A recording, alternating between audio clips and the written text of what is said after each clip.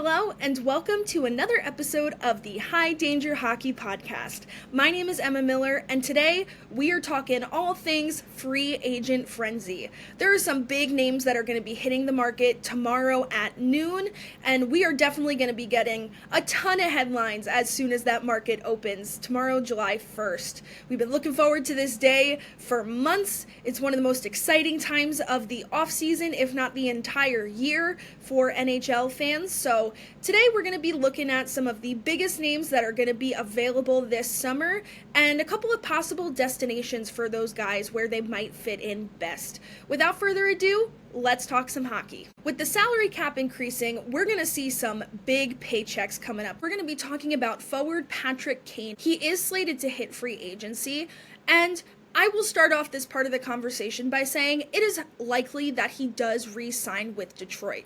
His contract that is expiring was a 1-year, $4 million deal, and he's expected to get almost an identical contract, another short-term deal, probably about the same, $4 million. And general manager Steve Yzerman has been very public about his intention to re-sign Kane. And at the NHL draft, he was asked about it, and his quote was, "I'm hopeful that we can get something done soon, and that's my intention." So the plan is that Patrick Kane will probably stay in Detroit. However, I still think it would be interesting to discuss other possibilities, and the New Jersey Devils are one of them. The Devils could use an upgrade in their top six and their middle six.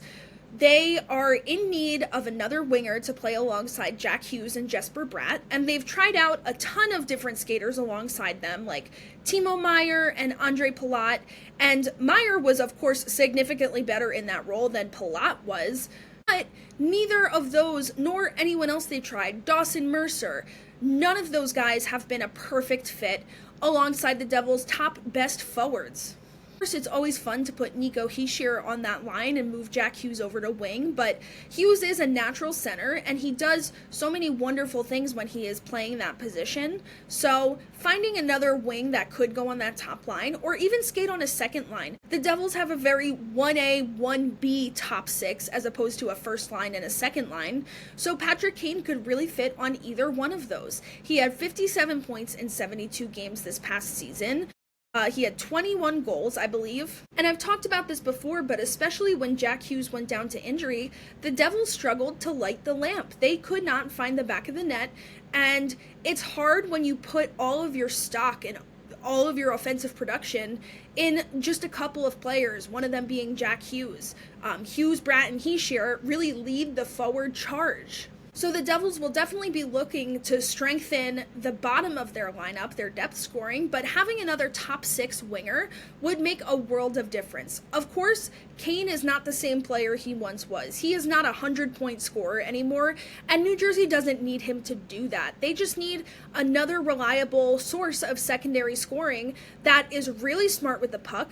Kane, his production may have gone down over the years. He is 34 years old, but his instincts and his hockey IQ have only gotten better, and that is something that New Jersey could really use in the lineup.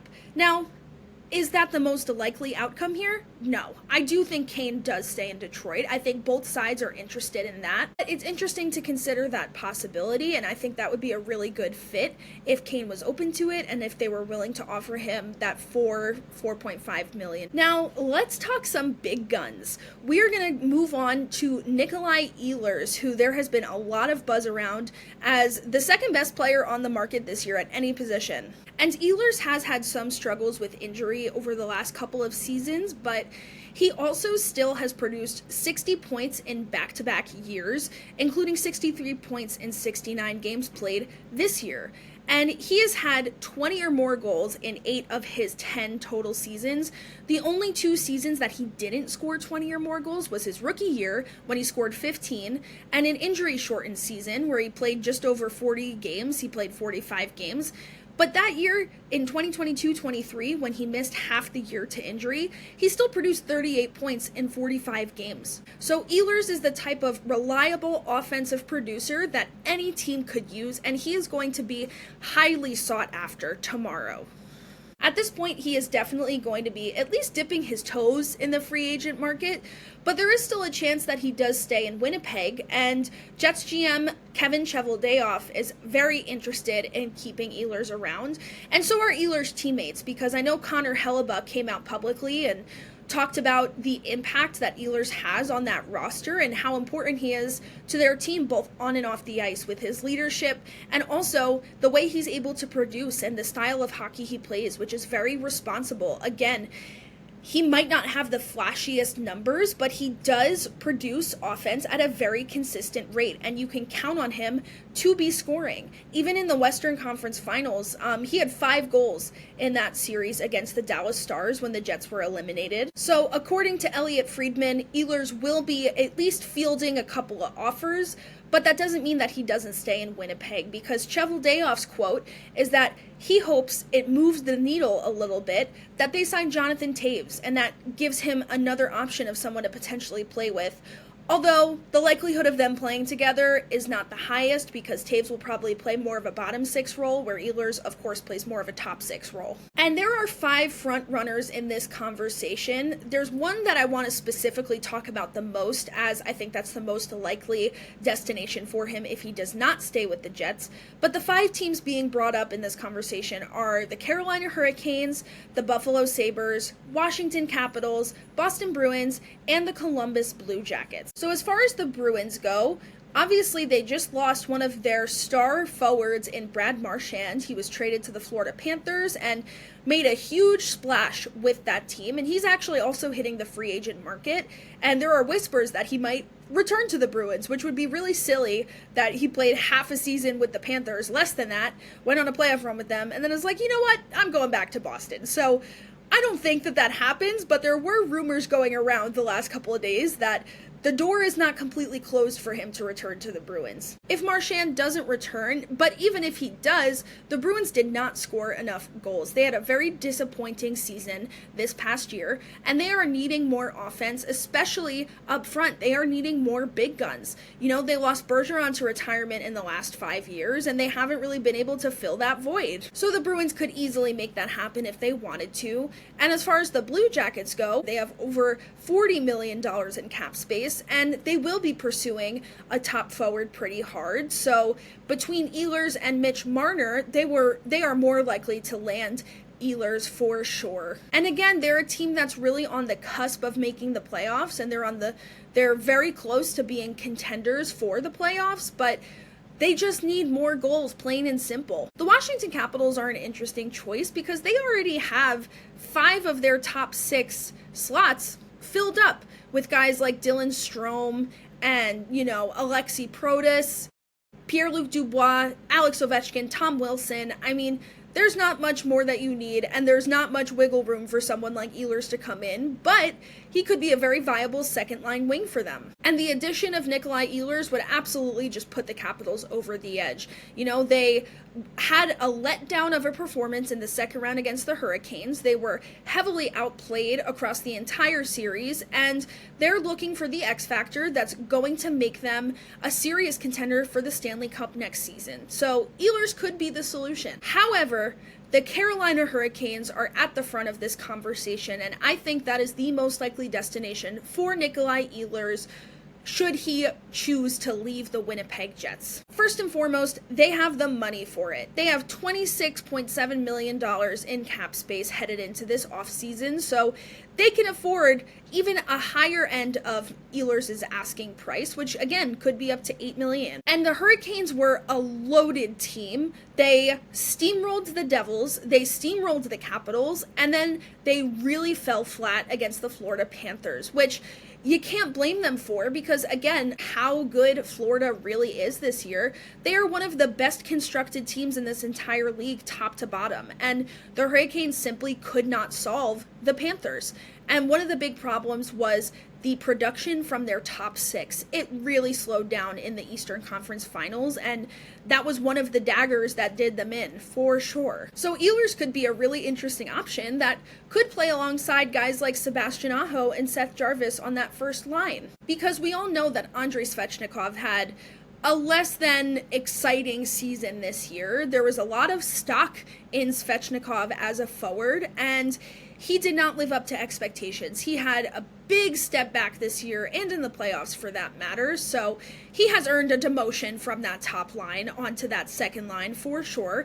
And Ehlers could be a really good option because he's playing with two offensive superpowers in Aho and Jarvis in this hypothetical situation, and they would really benefit from having a creative playmaker who plays responsibly on the back end as well, like Ehlers does. So I really like the idea of the way he would fit in on the Hurricanes. I think they will be pursuing him very heavy because I don't think they land Mitch Marner, and I think because Ehlers is the next best option here and they have the money to spend, he would be a wonderful fit. They also have a spot in the lineup for him that he could walk on and immediately be a first liner, which would be great for Ehlers at this point in his career especially. He's not even 30 yet. So I'm very interested to see whether or not Ehlers decides to stay with Winnipeg or if he does decide to test the market. And if he does, I think the Hurricanes are going to be one of the top teams in contention for Ehlers. And finally, it's what you've all been waiting for, Mitch Marner. There was a lot of drama surrounding Marner in the Leafs playoff exit this year, and a lot of talk about how he chokes in the playoffs, but I think Marner deserves so much more respect on his name than he has gotten from Toronto. He scored over 100 points this season. He is a fantastic player and a game changer. And the problem with placing the blame on someone like Marner is that the entire team choked in the playoffs. It's not strictly Marner's fault, and yet I get the vibe that he's almost being run out of the city. Despite everything he's done for this Maple Leafs roster, he's been a member of their core for so many years, and it feels like he's almost leaving on a sour note. So I really feel bad for the guy, and I hope to see him go to a team that's really going to appreciate what he has to offer, where he has a little bit less pressure on him than he did in Toronto. But that's all the off-ice, behind-the-scenes stuff. Let's talk about on the ice. And right now, it sounds like the Vegas Golden Knights are the number one team in the running to land Marner. And that leaves me feeling like, of course the Golden Knights are going after him. They love pursuing big names. They love making big trades. You know, they got Jack Eichel. They've done all sorts of big splashy moves, and it makes sense. It fits their game plan that they would target someone like Mitch Marner.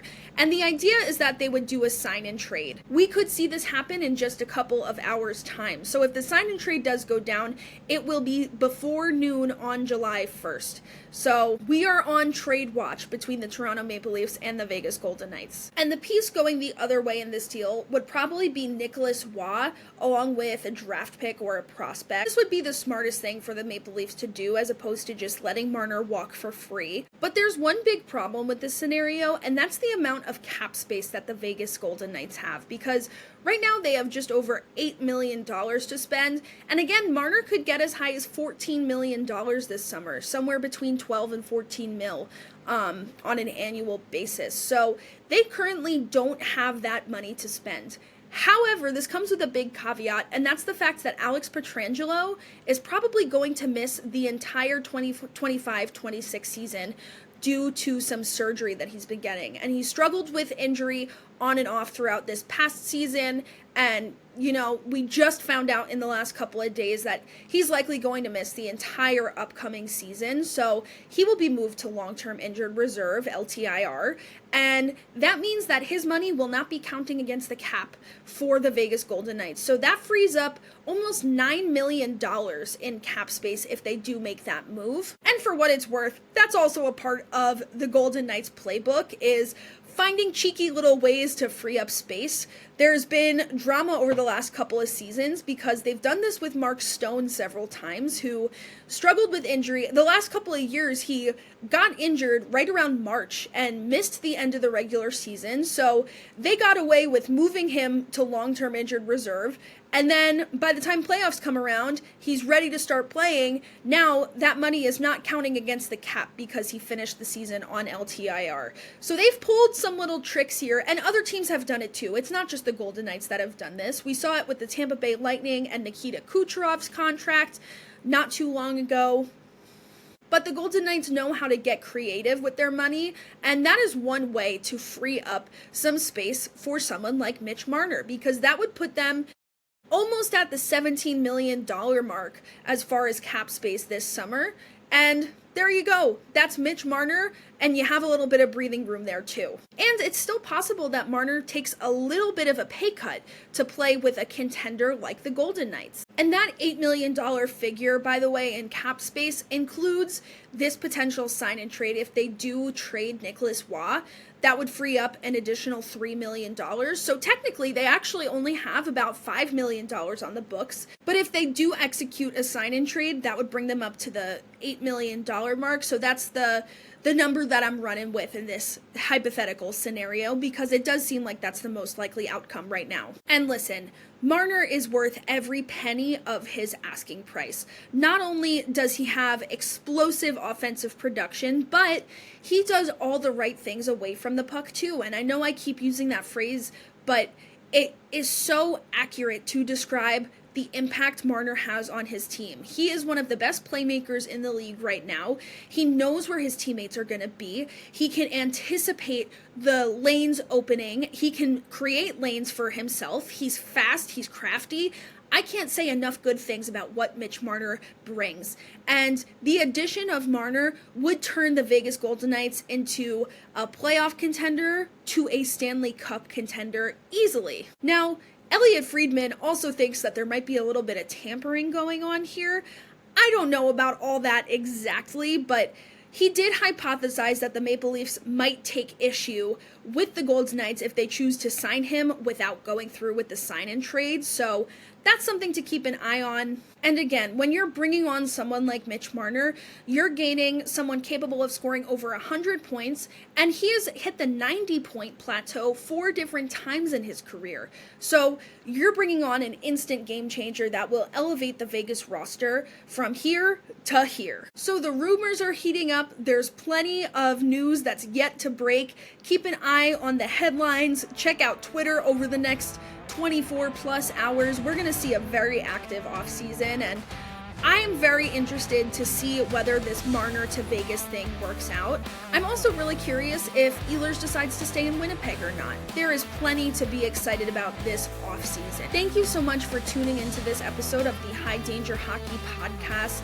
You can find us on Apple Podcasts, Spotify, or YouTube, and you can also stay in touch with us on social media. We are on X at High Danger Pod, and we are on TikTok at High Danger Hockey. We also now have an Instagram account at High Danger Hockey as well. So feel free to follow along there, where I post clips from the podcast as well as just funny NHL compilations and all sorts of hockey content. Thank you again for your time. I really appreciate your listening. Take care, and I will see you next time.